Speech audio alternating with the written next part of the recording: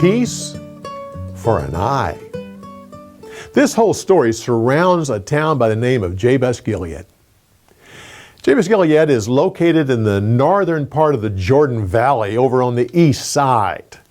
They're not even officially a part of Israel, but they're in association with Israel. It wasn't until after Saul's death that King David brought them in and made them officially a part of Israel. But they totally surround the reign of Saul. Because of their crisis right here, the entire nation rallies around Saul and they go into battle. 40 years later, King Saul is killed by the Philistines. They hang his body on a wall.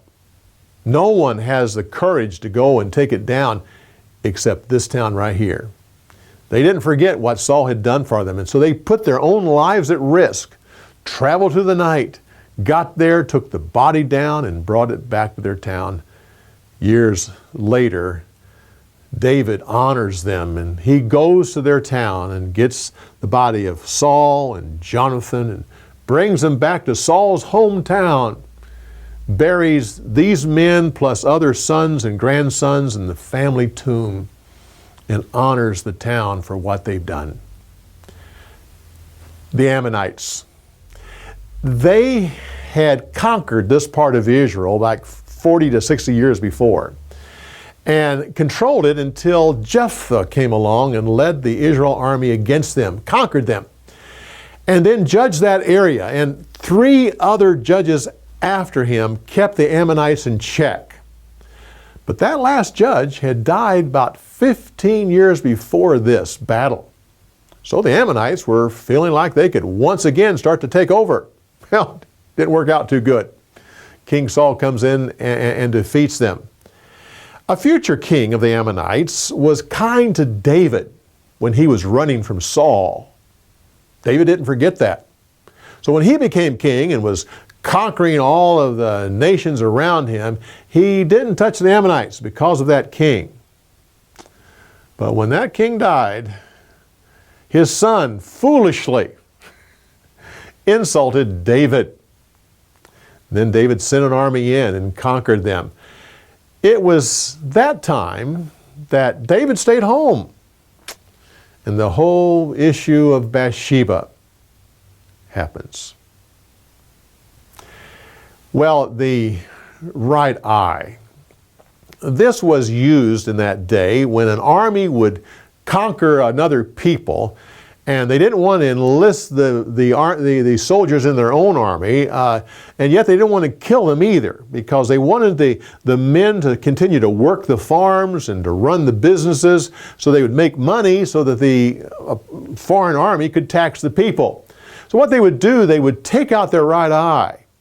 This made them useless in battle because the people would hold their shield over their left eye and fight with their right hand. Well, you take out the right eye and they would have to pull the shield aside. Besides, they wouldn't have that range of sight. But they would still be good for farming and business and things like that. Well, the Ammonites wanted more than that. They did that for the men, but they wanted to insult all of Israel. So they included the women, the children, everybody. And they definitely made their point. But then there's that thing about that cutting up those oxen, sending that meat out to everyone. That seems kind of strange. Well, you have to remember, these are 12 very independent tribes of Israel. It would take a lot to pull them together to rally around to go into battle. Well, several things came together. The shocking news of what the Ammonites wanted to do to this city, and then they get this piece of meat saying, this is what your ox are going to look like. Then the Spirit of God comes on their hearts. They it all worked. It came together and they went to battle. They met at a city on the west side of the Jordan, 15 miles away from Jabesh Gilead. Again, the Hebrew word for thousands, or that is translated thousands. We don't really know what that means. Whatever it is, it still means a lot of people. They meet there and then they travel through the night, catch the Ammonites off guard early in the morning, and it all worked. Everything's going pretty good for Saul at this point. Samuel is probably finally feeling pretty good about this new king. Well, it's short-lived. Soon Saul will disappoint him, and Samuel will actually go to this grave disappointed with Saul. But come back when we give you more insights on the story.